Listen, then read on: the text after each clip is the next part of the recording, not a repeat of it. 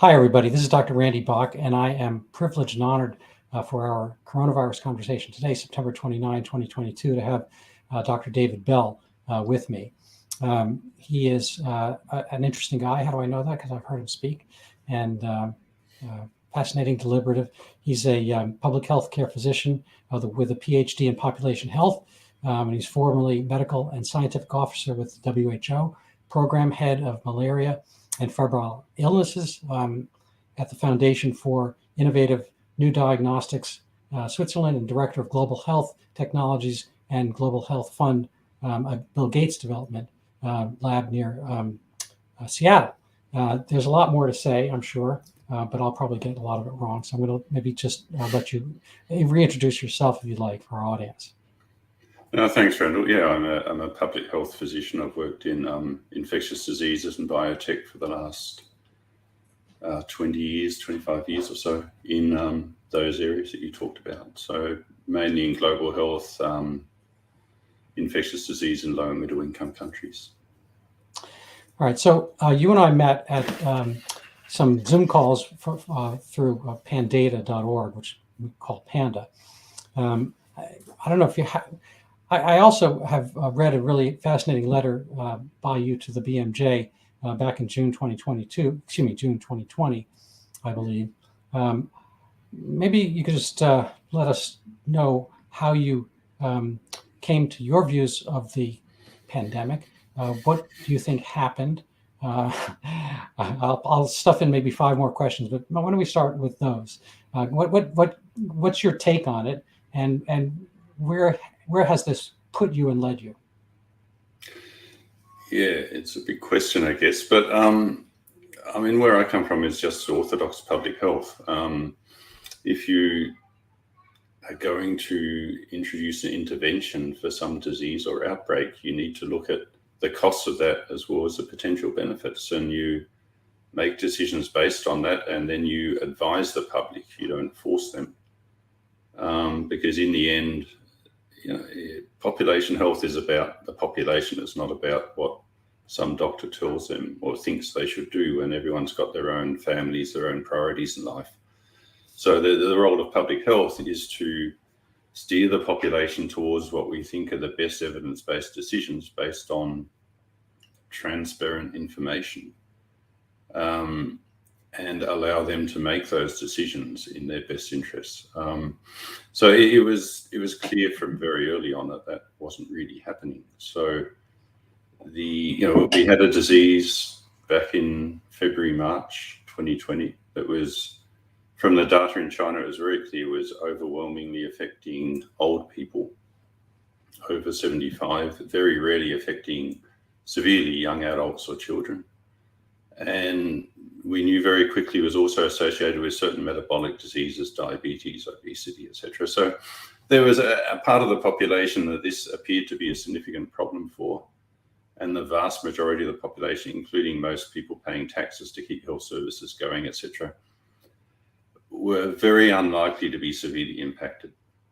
So in that context, we had governments using a term lockdown, which is a criminal term. You lock down a jail when there's a riot. You don't lock down society ever before. It's not a public health term. It wasn't before 2020.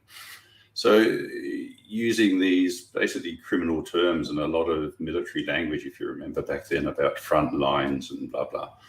So it wasn't a calm public health approach. It was blowing everything up into military language, criminal terms, etc.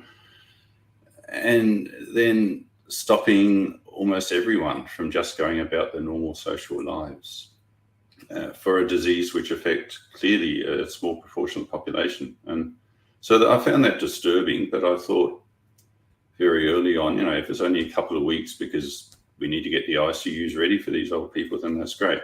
But then it clearly, weeks went into months.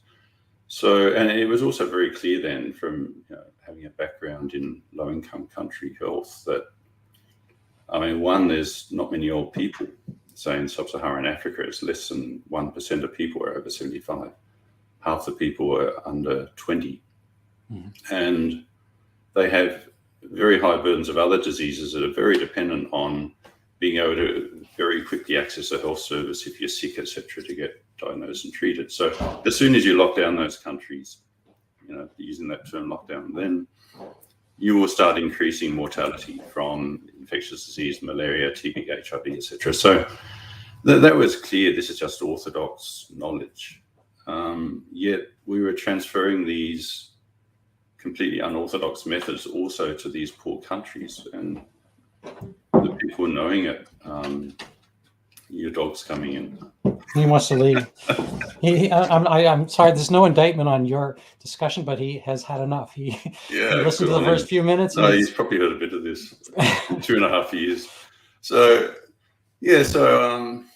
I mean, this is just obvious, but I think the letter you mean to the B&J, I was trying to write some op-eds and things because I thought this is so obvious, people would want to know. And no one would publish anything that wasn't saying we're all going to die. So, the letter to the B&J was publishing some letters. I think the letter you're referring to is one where I just pointed out that if you stop screening people for cancer, you will increase cancer mortality. If you stop screening for heart disease, you increase heart disease, etc. There's a cost to everything.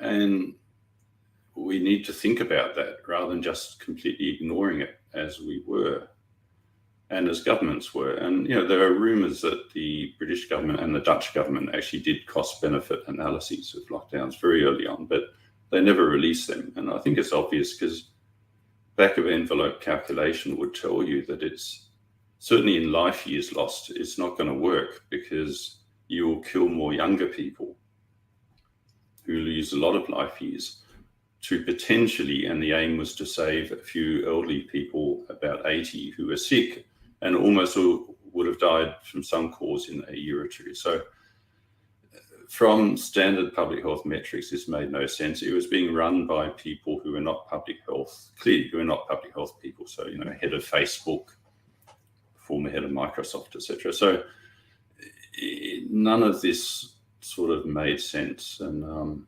that's how it got disturbed. It made some internal sense to some people to do this. So what do you think was their calculus?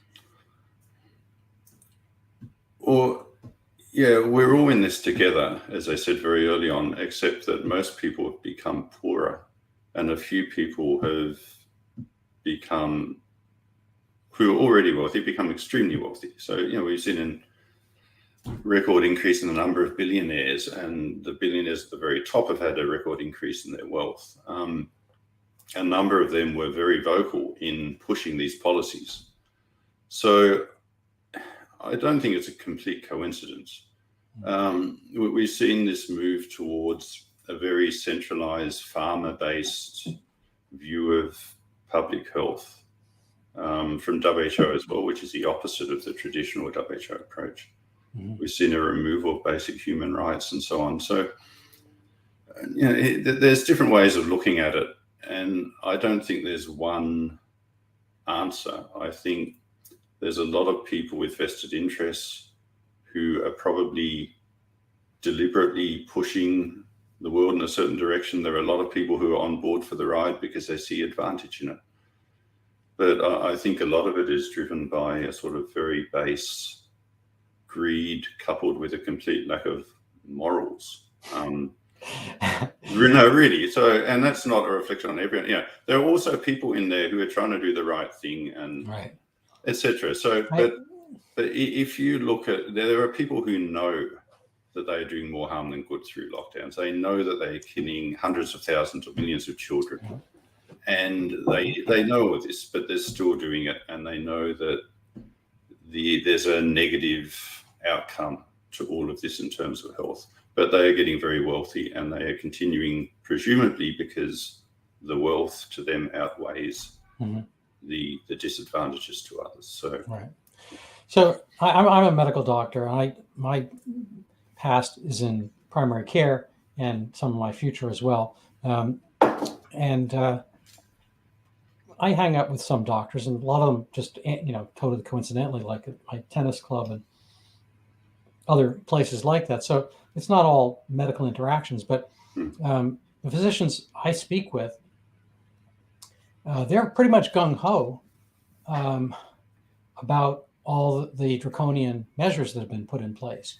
And there's kind of this overwhelming fear of, well, for instance, long COVID, the mysterious long COVID, and all the bad things that are going to happen if we don't, have universal vaccination. So, and it just, before I get to my question, I'll just back up a little bit to kind of touch on something you said, which is, our liberties. I listened to Michael Knowles, and he has a podcast, and he was talking about, the liberties.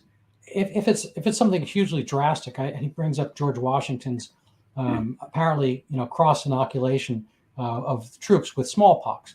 So you have one of the little blisters or buboes, whatever they're called, and you take some of that and pop it in somebody else. So they get basically, a little bit of, minor dose, I guess, or kind of a neutered dose of the smallpox. So but that was done because that was a huge emergency. They needed these troops walking and talking and not lying down, and so forth. And in the right circumstances, you can make a case for diminishing others' rights for some emergency. But this one was never vast enough nor dangerous enough. And I think the data, as you're probably familiar with the Diamond Princess, were all out there pretty early.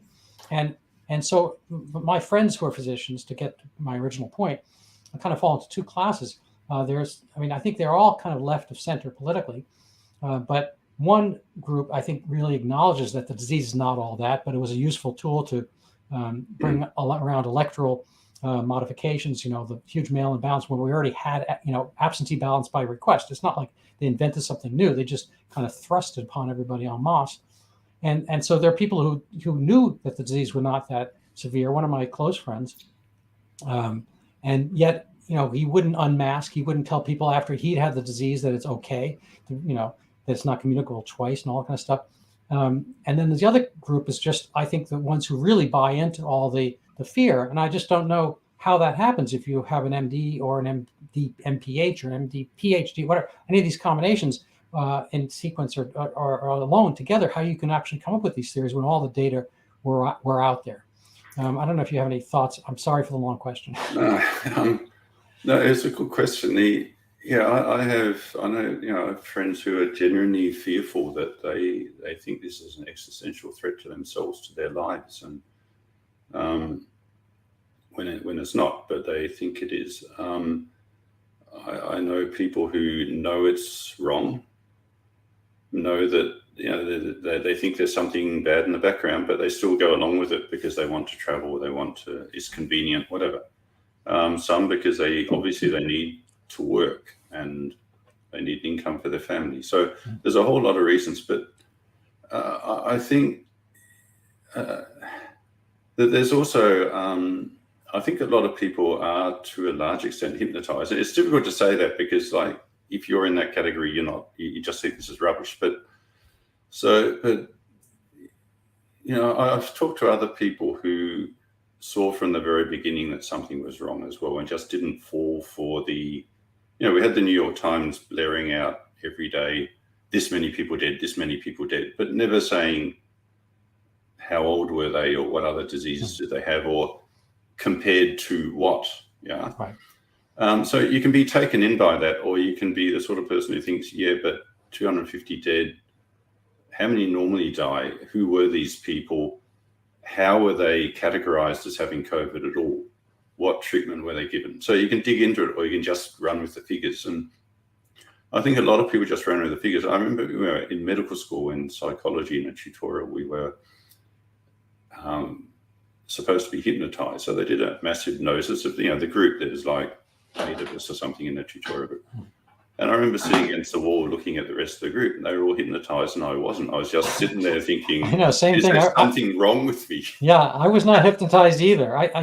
We did the same thing. I don't know if that's a thing in medical school, I guess. It's interesting. So, and I've met other people who've seen this from the beginning, who feel the same, who've had the same experience. So I don't think, like, to see what's going on, you're not better, you're not brighter, you're not more caring or whatever. I think your brain is just wired slightly differently. And, we evolve as a species, like other species, with a huge heterogeneity in the way our bodies work and the way our brains work. And that's a survival mechanism for a species. In a crisis, you want people who think differently. Normally they're a pain. So I think just some people aren't wired very well to be taken in by mass propaganda, and they see through it.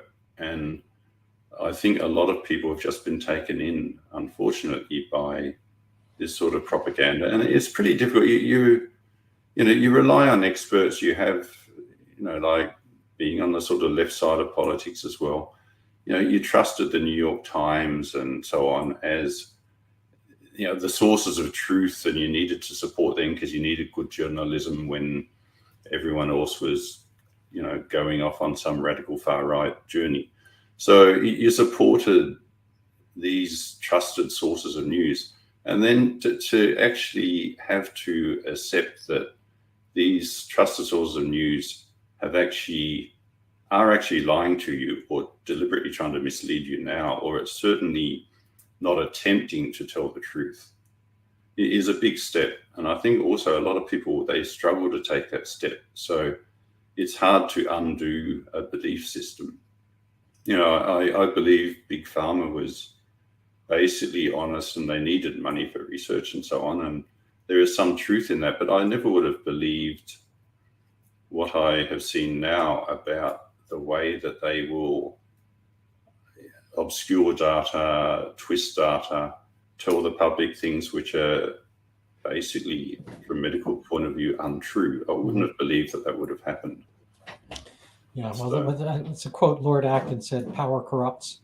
Absolute power corrupts absolutely." It does, but particularly when you're allowed to. So the media have allowed this. In the past, the stuff that some of the Pfizer and so on have been saying, the media would have jumped all over it, pulled it apart, and now they just parrot it.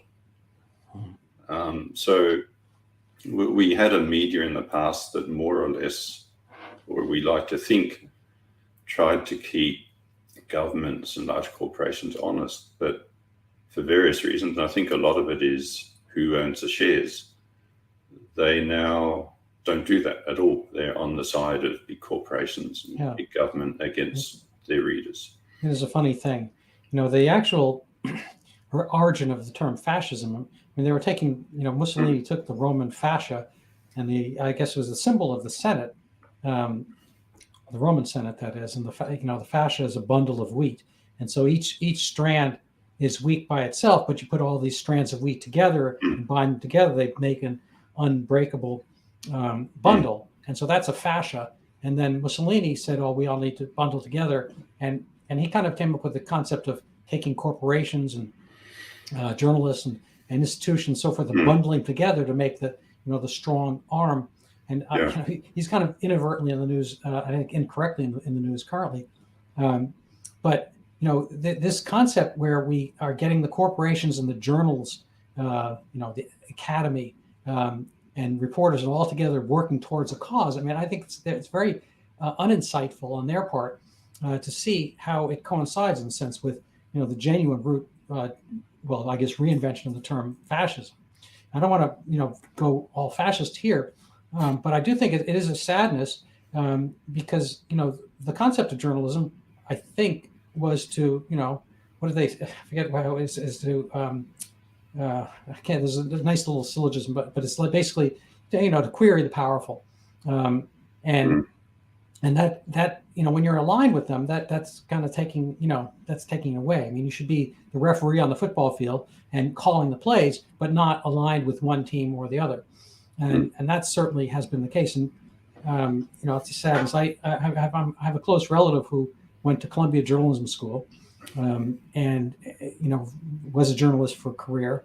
And at one point he was between jobs, and I came up with an idea for a story, and he said, "What?" And I'm not going to get into it, but he had inside information on this aspect. He said, "I would never do that story because it might endanger XYZ political figure." So I said, "Well, why would you care? It's a story." And he said, "I think you're totally missing the point of journalism. It's not to do stories; it's to push the narrative." And it says we have a political interest. We are basically moving the goalposts. I suppose is another football reference. Yeah, I think that's exactly right. And I wonder if that's because we now have journalism schools. Journalists used to be apprentices on the job. Mhm. And then we started having journalism schools. So they go and they're taught by someone who presumably is someone who didn't make it in journalism. Because why are they teaching at the university? I don't know. So they're taught at a university how to be a journalist rather than learning it. No, maybe that's where the same things. I mean, I've heard the same argument regarding teaching. That we have teachers' colleges now, so people for the high schools and whatnot, they have teaching certificates rather than actually knowing the topic. Because at various points, my kids went through public school, and for better or for worse, and at certain points, the science teacher was out, so a substitute English teacher took over science because it's in their view, it's not so much important whether you know the actual science, it's whether you know how to teach and deal with the classroom.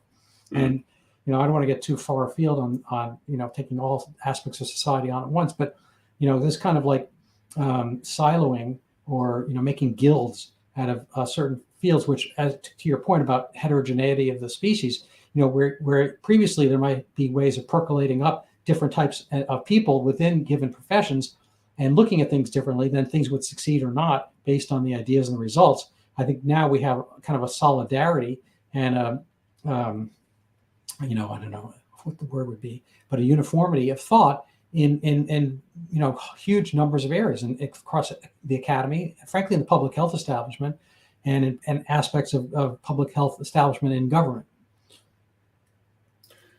Yeah.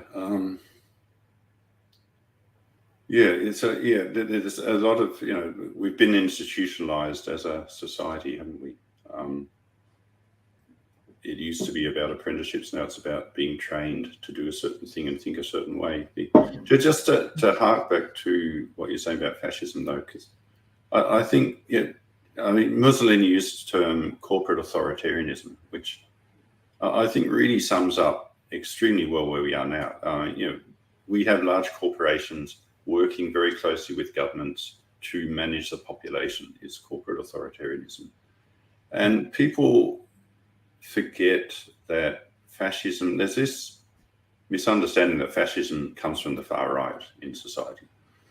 Lots of nasty stuff can come from the far right, but fascism, actually, Hitler and Mussolini came from the sort of left of politics. Yeah, they're both socialists. I mean, the Nazis, the National Socialists. Yeah, NDSAP, the National Socialist Workers' Party. So, and they arose from that. And I don't think it's a coincidence that's what we're seeing now. And so we have this rhetoric where people are being told, follow these large corporations and follow the big government because that's being anti-fascist. And because they have this misunderstanding that fascism is some far right thing, and they're definitely not far right. So I think they're being used, and I think if people can wake up to that, it would help a lot, because there's those sorts of people who we need to sort of understand what's going on in society. They're the ones who are vocal about human rights, vocal about freedom, but now they're seeing that as a far right concept. Mm-hmm. Because they've been told to by these large corporations. I think they're sort of captured by fascism, and they need to see where they are and start fighting what they said they were always fighting. No, you're right. I mean, it's a sadness. There's I think it was from the Devil's Dictionary by Ambrose Bierce, but my father was a lawyer. My brother is a lawyer. I love lawyers officially. My brother-in-law is a lawyer. But the quote I read ages ago, I looked on the internet, I can't find it. So for now, it's unattributed. But basically, his definition, lawyer or attorney, is a parasite who does not yet realize he is such because no one has yet paid him to do so. So it's not quite on point to the point you made, except insofar as people are thinking a certain way because that's what they've been told to think. And if they had some motivation to look at it elsewise, they might do so. But of course, that's inimical to the whole process of actually coming up with thought. And so here's my next question along those lines is, individuality in epidemiology. So are you part of the academy, say? Would your opinions be welcomed throughout the erstwhile pandemic? Would they have been? How did you feel? What were the kind of personal, professional ramifications for having viewpoints that were outside of the kind of, let's say, quasi-corporate authoritarian view?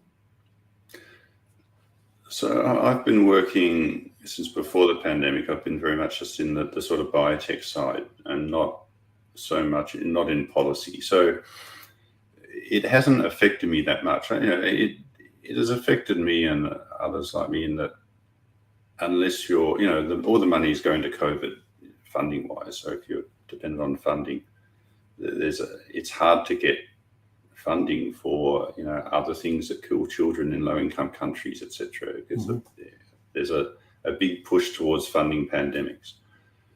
But no, I have good relations with people on both sides of the spectrum. I think I've been fortunate in that I haven't been in a position where holding certain views would lead to my dismissal, as it has with many people. So, it's affected my ability to travel. It's affected, some income to some extent, but essentially I've been fortunate compared to a lot of other people. So let's get, you mentioned kind of the trade-offs and actual diseases in poor places and so forth. Would you like to touch on that at all? What, either in the context of the pandemic or not? Yeah. So this is what, we see the problem in Western countries, and it's, you stop screening for cancer, you get more cancer, et cetera, et cetera. You damage the economy, you can't fund a health service, more people die. And we're seeing a increase in mortality in low middle income adults for reasons that are unclear. It's probably related to lockdown, perhaps to some vaccine related injury, etc. But certainly there's an increase in mortality in those age groups where there shouldn't be. It's not COVID. In low income countries, all this is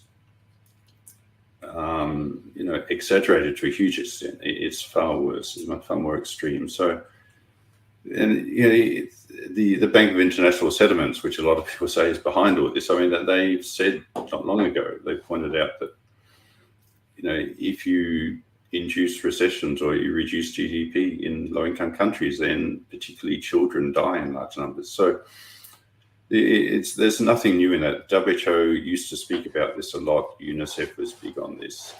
So the way to address health is to grow the economy and to increase health access. Most malaria deaths, for instance, we have good drugs for malaria, we have good diagnostics. Most kids who die of malaria, and it's 650,000 a year, they die because they weren't diagnosed or treated early enough, because they didn't get to the clinic in time. And if you close the clinics, if you make it difficult for people to travel, you kill more kids from malaria. If you stop their parents from earning an income, you kill more kids from infectious disease, etc., malnutrition. And so in 2020, UNICEF pointed out, just in 2020 in 6 South Asian countries, almost 250,000 children died from lockdowns alone.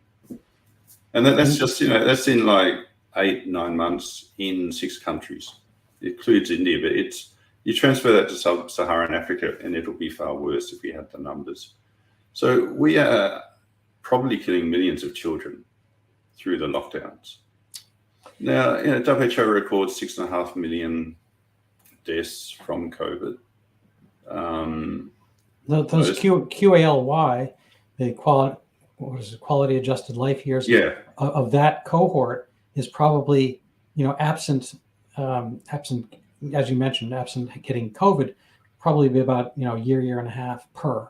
Yes. Whereas you lose a 15-year-old, a 20-year-old, 10-year-old or whatever, you're talking, depending on 50, 60 years. Yeah. Yeah.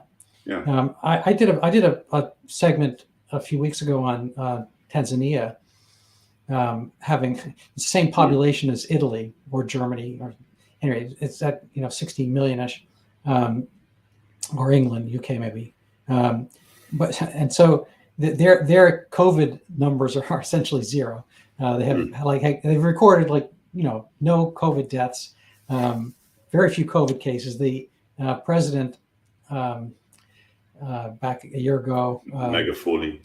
Yeah, he said that COVID was part of the devil, and he's not buying into it, and so forth and so on. And he was looked upon as crazy, and of course maybe that is crazy, maybe he is crazy. I don't know, but having that as your base is not necessarily a bad defense against all the other stuff that happens.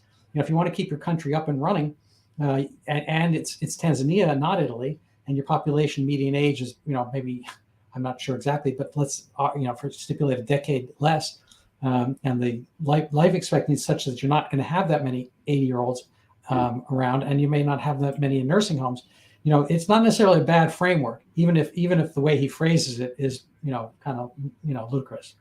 It was sensible. So the mortality, I mean, of course they had some deaths, but they chose not to specifically record them, which is a reasonable thing in a country like that where you've got far worse health problems. Right. But their deaths, their mortality doesn't appear to be particularly different from any other African country. In 2020, they were about the only African country that had a positive GDP. So that means they will have less dead children in the next few years. Yeah, no, it was a sensible decision for whatever reason. And, right. I don't know whether he was couching it in that way to get the message across. I mean, the COVID message was also couched in very silly ways. But the actions were what WHO, I think, would have recommended a few years ago. Yeah, if they were saying, I know there's many things that if we had I think you and I are I don't want to say we're old, but we're old enough to know or remember times when people and institutions said precisely the opposite of things they say now. We kind of we sort of live in the 1984 aspect where the history gets rewritten and things go down the memory hole. Wikipedia, which is a cooperative in a sense, there's no one Wikipedia per se, and for whatever reason, the definition of immunity has gotten away from herd immunity. Definition of herd immunity has gotten away from the natural disease collection of significant number of that herd. And has turned into vaccine immunity. I mean, it's literally there. It's just ludicrous. And WHO did that for a while, then they went back because there's such an outcry. But I mean, that's just stupid. It's anti-science. You can't possibly justify saying something like that. It's a complete misunderstanding of what immunity is. And we saw that from very large institutions. So the people who said that, they knew they were talking garbage. They're not stupid people. They know immunity is immunity. It's like hybrid immunity. You get natural and then you get the vaccine. I mean, immunity is the body producing antibodies or a T cell response to a foreign. Yeah, and the natural immunity is always going to be better. Having the tiny little brain that I have, I always try to figure out an analogy, and one that I came up with was the dog, the police dog. Gets a scent of the criminal's T-shirt. He's going to go find the criminal versus a dog that's lived with you, the one who didn't like our conversation, who voiced his criticism. I mean, he could pick me out probably out of 10,000 people. So if he were let loose in the football stadium and we're milling around in a parking lot or whatever, I think if he intended to, he could find me and identify me, and he wouldn't really want to go home with anybody else. So he has natural, antibody. He has the full panoply of exposure to me or our family, so he would be able to identify us. Versus the one sniff of the T-shirt, which I think is going to give some ability for that. So let's say the dogs are T cells now, some ability to go capture the bad guy, but not to the same extent as fully living with somebody. So having the illness, I think, gives you a whole panoply of immune response that you can't get from just knowing the spike protein of, in particular, an ancestral virus that has left the scene. Yeah, and that's not new. This is just immunology 101. And, it doesn't mean that a vaccine is bad because it only has one protein. That is all that you can put in a vaccine, perhaps. So that's fine. You do that. But you don't pretend then that it is the same as getting a whole virus or 4 proteins plus getting it on the mucosa so you get immunoglobulin A response on the mucosa. you get a better T cell response. So you don't pretend that they're the same thing. It's a good substitute, where it's useful, but it's not the same as. Right. So I have an Omicron piece out in Daily Skeptic on Sunday, and part of my research to get that up to snuff was, I was looking at how much cross immunity is there from having had COVID-19, SARS-CoV-2, and then coming up with Omicron, and it's pretty low for each, whether you're naturally immune having had the illness or doubly vaccinated. But if you had two vaccines, say a year or two ago, you basically have zero carryover to Omicron. Whereas if you had the illness, you still have it low, but it's between 25 and 75%. So on the low end, 25%, but still 25% is still a number of times more, probably infinitely higher than zero. That speaks to it. But that's just I don't think you ever hear much about those things, and it's just still kind of a sadness that everybody kind of does this lockstep, not lockdown, that it's all in everyone's interest to do this, and without and losing sight of the fact all the things that everyone has been espousing all along. But what about the children? What about the third world? What about poverty? What about those things have all gone by the wayside. I mean, again, getting back to my tennis club, everyone's all green concerned. They try to drive, in their own views, they're trying to drive hybrid cars and whatnot. And for like 2 years, practically, they left the doors and windows open in the winter because it's also a squash club and exercise room. So they have the heat going and the doors and windows open, and they're burning like, I don't know. I mean, all those fossils are just kind of burning away. And whether you buy into the narrative or not, but it's like pick a lane. I mean, you either want to, not burn, ancient fossil remnants, or you think there's a huge plague. But at any rate, I'm not sure where I'm going with that as a question, but except maybe just to get back to the point I was asking. I mean, there's a slide. You want to see the slide you were talking about with? Yeah, you can. I'm just going to pop this up here. This will is give just some visual stimulation. This was because, as background, in public health, particularly international public health, we talk in dailies or qualities. So dailies, disability adjusted life years. It's the number of, it's what we were talking about. If you're a 5-year-old, you die, you lose 65 years of life, 70 years.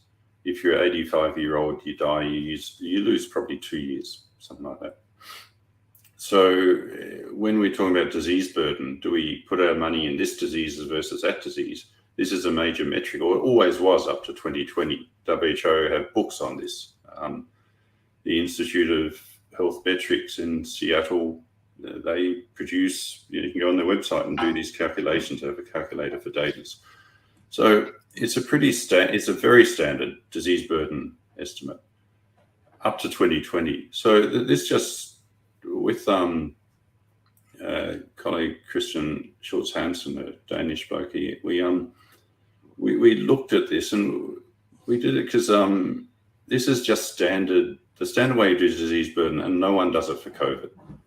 There's only 2 papers I know, and we were involved in both, and the other one was on Uganda. But this is mortality that we're seeing here, just straight numbers of mortality in sub-Saharan Africa, and it's 12 months or 13 months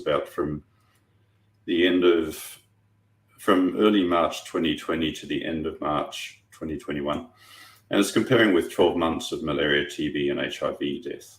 So, and you can see this is sub-Saharan Africa, so below the Mediterranean countries. This is, the orange there is on the left is if you take out South Africa. On the right is if you include South Africa, and that's largely because South Africa has a very different population. They're significantly older. They look much more like Europe. They tend to be older. They tend to have more metabolic disease. If you go down to the next one, we put this in dailies where, COVID almost disappears. So to put this in context now, we're trying to vaccinate Africa against COVID, or WHO and UNICEF, etc. So what they're trying to do is deal with that little orange sliver there as a disease by taking money and resource away from the other diseases, which are all getting worse. And WHO has reported that TB and HIV are getting worse because of the lockdowns, and TB and malaria, and we know HIV will be. The case reporting's gone down. So these diseases are deteriorating, but we are putting 3 times more money into that little orange sliver for COVAX than we put every year into each of the other diseases. It's a complete insanity. And it's hard not to see this. Even if you say there's bad underreporting of COVID, which there's probably a little bit, but not much, then you can increase that by 10 times. It's still by far smaller. So Africa CDC has talked about $10 billion just to get 2 doses into people in Africa, who will then, it'll wear out in, as we know, in 6 months or so, it stops working. And it doesn't reduce transmission, so it doesn't protect anyone else. Whereas we only put about 3 billion a year into these other diseases or less. So it's a complete insanity from a public health point of view, from a resource point of view. But almost no one is questioning this. We even have people who are, sympathetic to the COVID skeptic side, who are saying, oh, we shouldn't have boosters, we should send them all to Africa. Half the people in Africa are under 20. They wouldn't be allowed to have it in Denmark or Sweden anymore. They're not allowed to. It's not approved for anyone under 50 in Denmark, I think now, unless they have specific comorbidities, vulnerabilities. So 1% are over 75, which is where most COVID deaths occur in the West. So it's just insanity. But we have the WHO, World Health Organization, we have Gavi, the Vaccine Alliance, we have CEPI, which is there for pandemics. We have UNICEF implementing this, and they're the organization that's supposed to be there for children. It's the United Nations Children's Fund, who specialize in vaccinating children to stop them dying from diseases like measles. And they're putting their resources into this vaccination that will last 6 months, cost orders of magnitude more than any other UNICEF program, for a disease that is killing a tiny number in Africa of mostly old people. And in the process, they will increase the harm to young people, because any resource diversion in this context does harm. So, it's getting back to why do people do this? This is where I find it really difficult, that all the people working in these organizations, any of them who are thinking, they know this. They know those numbers that I just showed there. Even if you say there's underreporting, it still doesn't measure up as a disease that you would concentrate on. And then now, we have this pandemic preparedness thing going forward. They want to do this over and over again. Since we had antibiotics in the world, since say the 1930s, when we started with penicillin and sulfonides, we've had 3 pandemics before COVID. One of them wasn't really a pandemic, the swine flu. It only killed between 100 and 250,000 people, which is less than flu normally does each year. Then we had Hong Kong flu and Asian flu in the 50s and 60s. They killed about 1 million people each. COVID, if it's killed 6.5 million people with COVID, they were all elderly. So historically, pandemics are a tiny part of the global disease burden. There's no reason, although we're told they're going to increase, there's no reason logically why they will. We have antibiotics, we have better medical treatment for people who are sick. We know a lot more about the importance of being fit, having vitamin D, etc., having basic nutrients, and how that enhances the immune system, so we can. If we really wanted to help, as you mentioned earlier, we really wanted to help those in need around the world, and pretty much organized around the tropics, I'd say, we would give them the benefits that we've had over the last 100 years, And a lot of it, frankly, revolves around the combustion engine, which is in disrepute these days. But having generators, having electricity, having the ability to have asphalt roads and automobiles. We have gotten somewhat religious about a lot of our austere needs, which are above and beyond. We're going to make the planet green, as it were, save the planet. But people suffer from a lot of the whipsawing of these bad ideas. I think to a certain, again, it's far afield from our talk, but to a certain extent, we're seeing this in Germany play out. They've had these green ideals, and so they've made restrictions on how you can have fuel and obtain fuel. And they've gotten rid of nuclear and all that kind of stuff. And then they're going to be ultimately cutting down their own trees to make firewood. Yeah. And it's just kind of bad ideas do play out in time. It's not green. That isn't green. It's just a feel-good thing, isn't it? I mean, they're burning more coal now because they closed the nuclear power station. So, they insist on using palm oil in everything. So they cut down the forests of Southeast Asia and sending orangutans to extinction so that they can grow palm oil in someone else's place and shift it over. They shift polluting industries to China, and then they buy all their stuff cheap from China. Right. Because they use the energy there. It's a completely false thing that's going on. If you see how a lot of cobalt and so on, rare earths are mined in Africa. Oh yeah. To make cheap batteries, so that we get the batteries. Well, are cheap. I think things. I don't do that here. I actually plant my old lithium batteries and I grow them. No, it's really been awesome. I mean, frankly, none of them have grown, and I'm not sure what it's done to the aquifer, but I take the batteries and I put them in the ground and water them because I know. I'm joking. Eventually it'll work. Yeah. Pick it up when it's valuable, I mean, of course we should care about the environment. Of course, that matters. But in the end, we have to see all this, including public health, environment, from a human perspective. We're not trying to make our lives more comfortable. We're trying to make the earth better for humans, and that doesn't mean impoverishing everyone else. Mm-hmm. That doesn't make it better. Right. So I'm going to segue into a topic that's near and dear to me, only peripherally. I mean, I'm hoping it becomes near and dear to other people, but I'll just pop up my little plug here. So I've got this book out, Overturning Zika, the Pandemic That Never Was.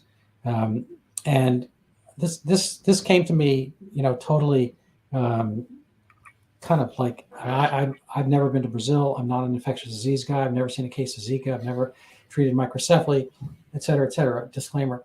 But it kind of came to me because I thought it was rather odd when it came out as a pandemic that Zika, which is basically a near twin of dengue, was causing this microcephaly when dengue never had, and there are millions of cases of dengue. And Zika never caused any human illnesses to date. If you looked at the literature, like pre-2007, there were a total of handful, fewer than 5 articles written on Zika ever.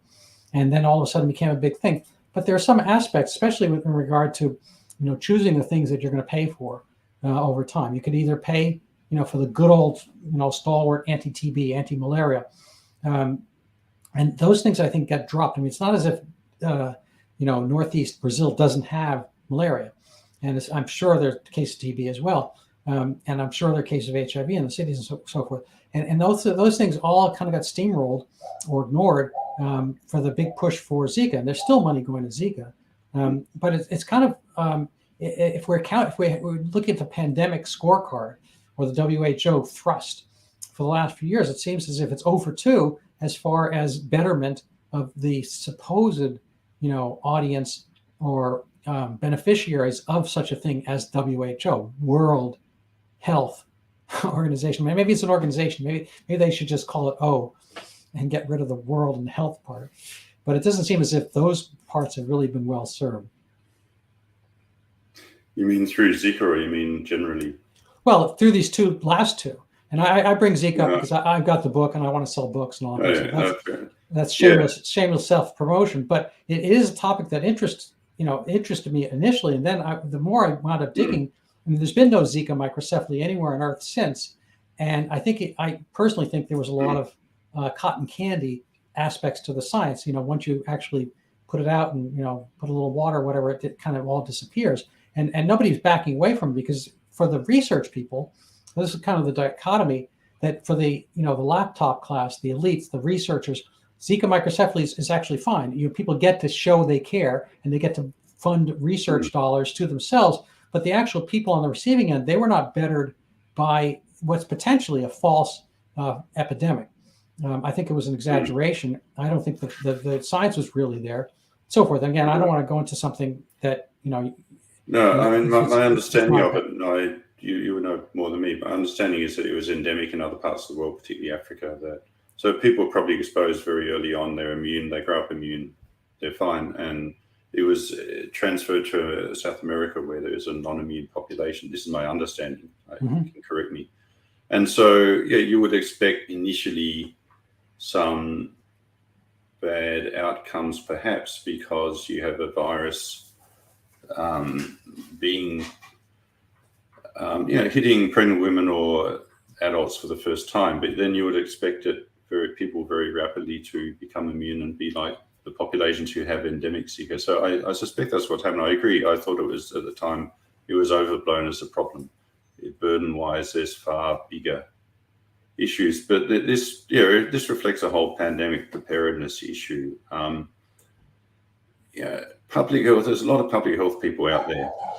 And, if you're just investigating a diarrhea outbreak in the local restaurant, it's pretty boring, and you don't get in on the BBC or CNN and all that stuff.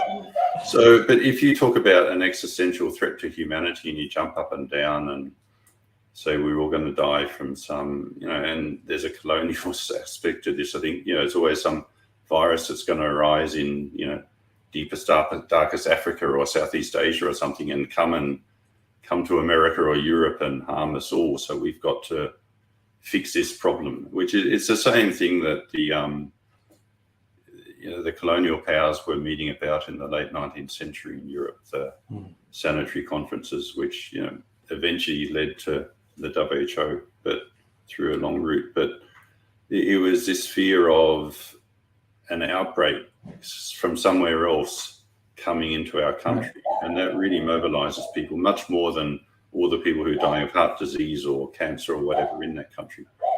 So, and it allows you to feel good, because you can pretend that because it's this is affecting Africa or Asia, that you're helping people who need help, as this the mindset wants to believe.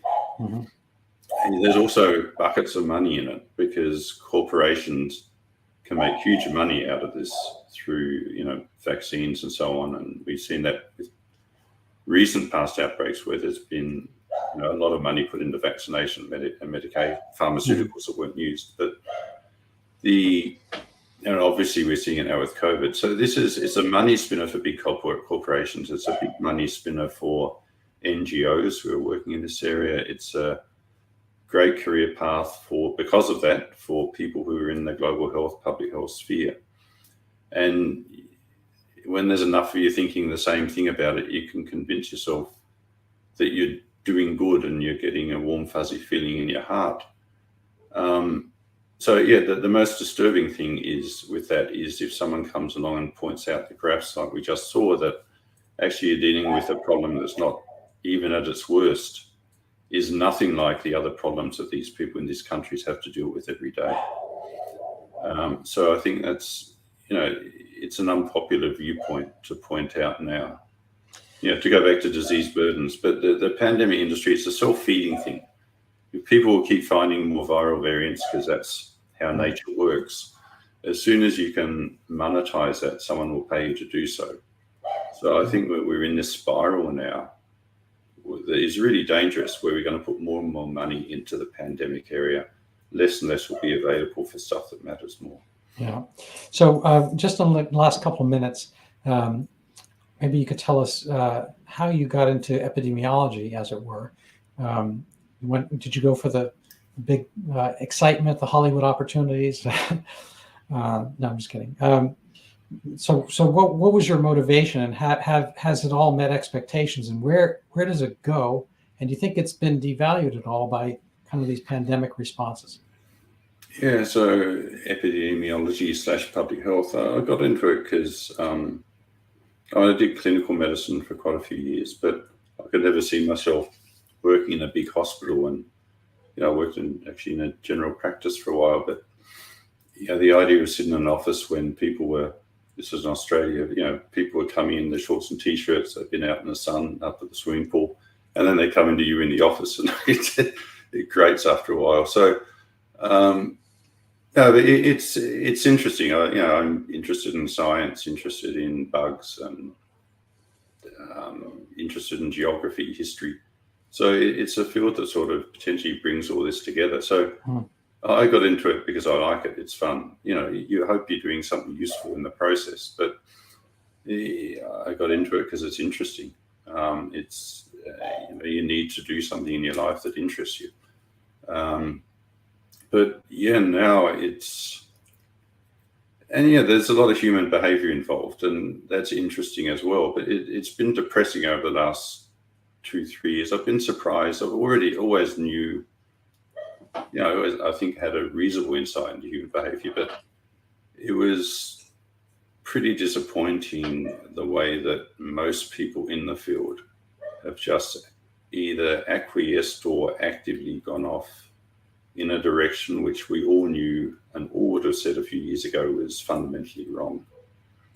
So it's disappointing, but it remains an interesting place to work. Well, perfect. So I'm in your debt for this. I found it fascinating. I like listening to you. I think clearly those streams and themes that you mentioned of interest in history and human behavior and geography, those filter through to your erudite talk and viewpoint. So I'm happy that you're out there. I'm happy you're contributing to help kind of set the boat right, and we shall see.